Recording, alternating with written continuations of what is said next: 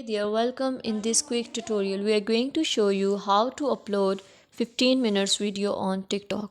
It's super easy and we will make sure you get it right. Just make sure you are logged in and using the latest version. Make sure to watch the complete video and follow each step carefully to avoid forgetting anything and making mistake. First of all, you have to click on the TikTok app.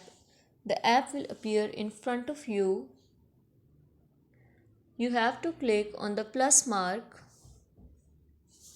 You will see text, photos, timer 15 seconds, 60 seconds and 10 minutes. You have to select 15 seconds.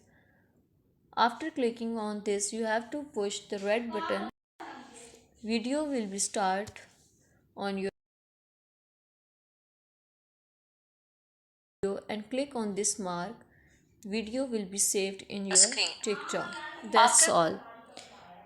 If you are eager to grab freebies, want to explore fantastic sample offers and score exclusive coupons spanning a wide range of products from cutting-edge gadgets to beauty essential, then watch the video you are seeing on end screen. Also, please consider showing your support by commenting, liking, sharing and subscribing to our channel for more valuable content in the future.